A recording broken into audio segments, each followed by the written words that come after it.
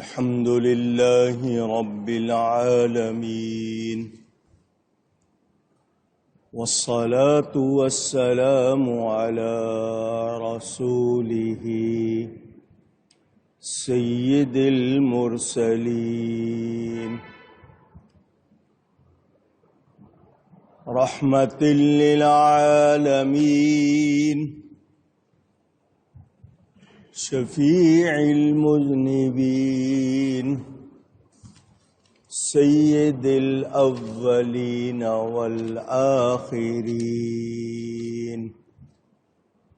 خاتم النبيين،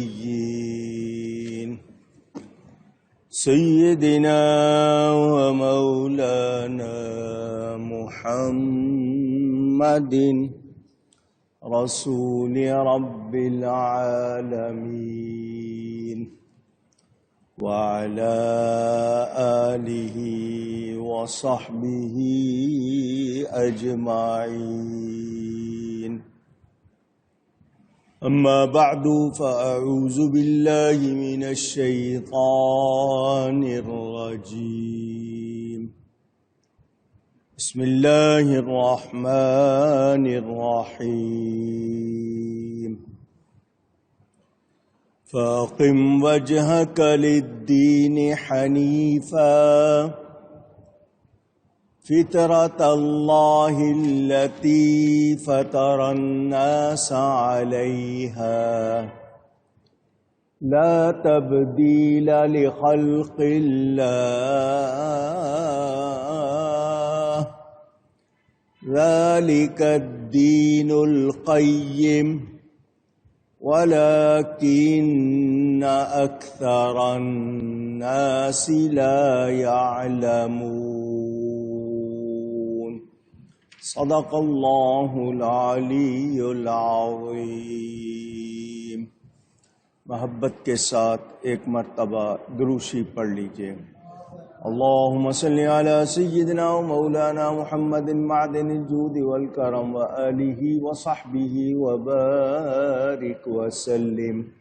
الصلاة والسلام علیک یا رسول اللہ، الصلاة والسلام علیک یا حبیب اللہ، الصلاة والسلام علیک یا رحمة للعالمین، وعلى آلك وأصحابك يا شفيع المذنبين.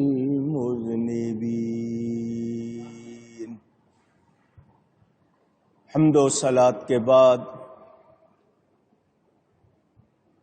قرآن کریم کی سورۃ الروم کی تفسیر کا بیان آپ سن رہے ہیں. یہ آیت گزشتہ جمعے بھی پڑھی تھی. اللہ فرماتا ہے فَأَقِمْ وَجْهَكَ لِلدِّينِ حَنِيفًا، تو اپنا منہ سیدھا کرو اللہ کی اطاعت کے لیے ایک اکیلے اسی کے ہو کر. اس حوالے سے حنیف کے لفظ کے حوالے سے، دین حنیف کے حوالے سے کچھ باتیں عرض کر چکا ہوں. اللہ تعالی کا فرمان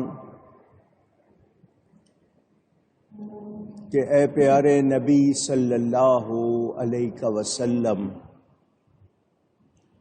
آپ کو دیکھ کر لوگ سیدھے ہو جائیں.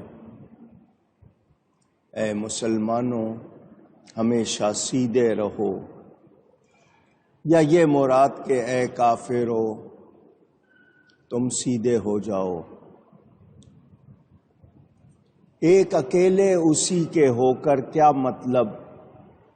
کہ تم میں کوئی ملاوٹ نہ ہو بد مذہبی کی طرف یا کسی بد مذہب کی طرف. بد کے معنی برے، یعنی برے عقیدے والے سے اور برے عقیدے کی طرف تمہارا میلان نہ ہو.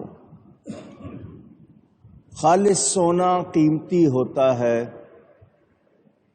خالص ایمان ہی قابل قدر ہوتا ہے۔ عقیدے بالکل صحیح ہونے چاہیے۔ کوئی شخص نہیں جی وہ بھی اللہ کا نام لیتے ہیں، واضح رہے عقیدے کے معاملے میں رعایت ہو سکتی نہیں۔ عیسائی ہوں، یہودی ہوں، کوئی ہوں، مسلمان کہلانے والے غلط عقیدے والے ہوں، ان کی طرف آپ کی طبیعت کا رجحان میلان نہیں ہونا چاہیے۔ اللہ کے لیے خالص ہو جائیں، دین پر سچے اور پکے ہو جائیں۔ پھر فرمایا فطرت اللہ التی فطر الناس علیہا، اللہ کی ڈالی ہوئی بنا جس پر لوگوں کو پیدا کیا۔ اللہ تعالی پیدا کرنے والا، ہر بچہ توحید اور دین پر پیدا ہوتا ہے، پھر اس کے ماں باپ اس کو عیسائی بنا دیں، یہودی بنا دیں، مجوسی بنا دیں۔ کوئی بچہ کفر پر پیدا ہو جائے یہ ناممکن ہے۔ کافر کے گھر میں بھی پیدا ہوگا تو فطرت پر پیدا ہوگا۔ اب جب تک اس کو ہوش نہیں، عقل نہیں، سمجھ نہیں، اس کے لیے گنجائش مگر ہوش سنبھال کر کوئی اگر مومن نہیں رہتا تو پھر اس کا حکم اور اللہ کی طرف پہنچنے کا سیدھا راستہ ہے۔ کچھ لوگ حضرت خضر علیہ السلام کے واقعے سے یہاں سوال کرتے ہیں کہ خضر علیہ السلام نے ایک کھیلتے ہوئے بچے کو مار دیا تھا، اس پر کہ وہ کافر پیدا ہوا تھا۔ تو میں واضح کر دوں، اللہ تعالی کے احکام، اس کے بھید، اس کے راز ہم اپنی عقل سے نہیں سمجھ سکتے۔ اس بچے کو خضر علیہ السلام نے کیوں مارا تھا؟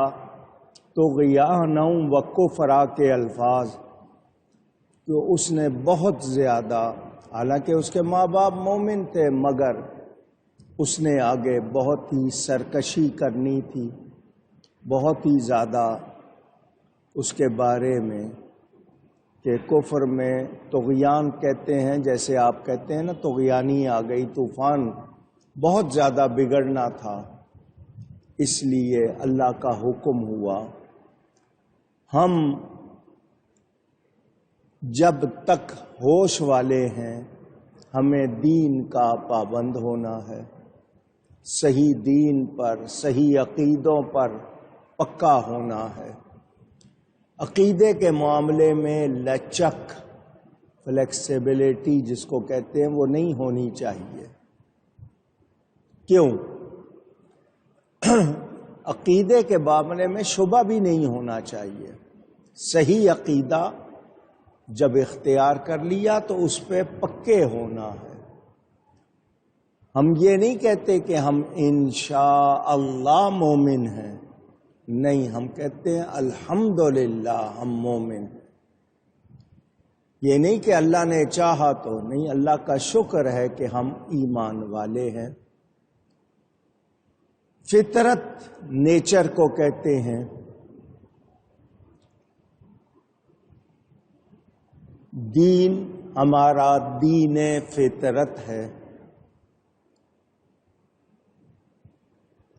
اگر انسان عقل والا ہے، سمجھ والا ہے، کائنات میں غور کرتا ہے اللہ نے کیسے بنایا، کیسے اٹھان ہے، آپ کے ارد گرد کتنی قسم کی مخلوق ہے، آپ اس کو دیکھتے ہیں، پھر اپنے آپ کو دیکھیں کہ اللہ نے آپ کو کیسا بنایا ہے۔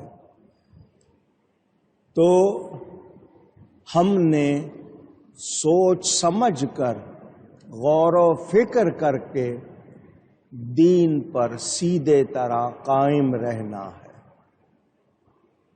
اللہ تعالی نے ہمیں مومن بنایا تو ہمیں مومن رہنا ہے۔ مومن کون ہوتا ہے؟ صحیح عقیدے والا، اس کے عقیدے میں ملاوٹ، مکسنگ نہ ہونے پائے،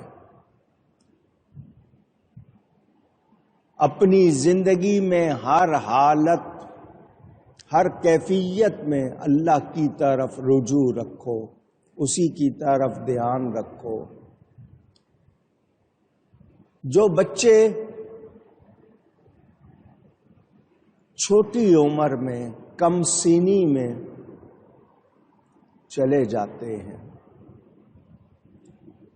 مسلمان کے ہوں تو نماز پڑھی جاتی ہے، مشرک کے بچے ہوں تو ان پر نہ نماز پڑھی جاتی ہے، نہ کفن وغیرہ کا سلسلہ ہوتا ہے۔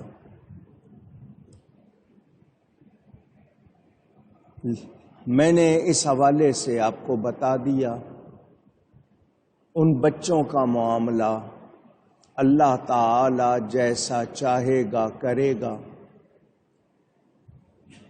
مگر میں اور آپ ایمان والے ہو کر کوتاہی نہیں کر سکتے۔ ایک بندے سے گناہ ہو جائے، نافرمانی ہو جائے، وہ توبہ کر لے، گناہ سے پاک ہو جاتا ہے، لیکن ایک شخص توبہ نہیں کرتا، یہ اللہ پر ہے کہ اس کو سزا دے یا بغیر سزا کے۔ شرط یہ ہے کہ ایمان سلامت رہے۔ اگر ایمان نہیں ہے تو بخشش کا کوئی تصور نہیں ہے، یہ ذہن میں رکھنا۔ گناہگار بالآخر بخشا جائے گا، بے ایمان کی بخشش کی کوئی گنجائش نہیں ہے، یہ آپ نے یاد رکھنا ہے۔ ہم زندگی میں بہت سے مرحلوں پر اسٹیجز آتے ہیں، مسائل پیش آتے ہیں، مشکلات آتی ہیں، تکلیفیں آتی ہیں، ہمارا ایمان ڈگمگا جاتا ہے، ہمارے منہ سے غلط لفظ نکل جاتے ہیں۔ ایسی صورت میں ہمیں کیا کہا گیا ہے کہ اگر ہم سے غلطی ہو گئی ہے تو ہم فوراً بھلائی کی طرف، سچائی کی طرف آئیں، رجوع کریں۔ رجوع کرنے کا مطلب اس طرف پلٹیں، لوٹیں، حق کی طرف، اللہ کی طرف، نیکی کی طرف آئیں۔ مگر ہمارا مزاج ایسا ہے، ہم وقت گزارنے کے لیے بہت کچھ کر لیتے ہیں اور پھر بھول بھی جاتے ہیں۔ اے انسان، اللہ نے کسی جان کو اس کی برداشت سے زیادہ تکلیف نہیں دی ہے، مگر کچھ مزاج ہوتے ہیں معمولی سی تکلیف پر بھی بہت زیادہ گھبرا جاتے ہیں۔ یہی امتحان ہوتا ہے کہ اس وقت آپ کلمہ کفر تو نہیں کہہ رہے، بے صبری میں ایسی باتیں تو نہیں کر رہے کہ آپ کا ایمان ضائع ہو رہا ہے،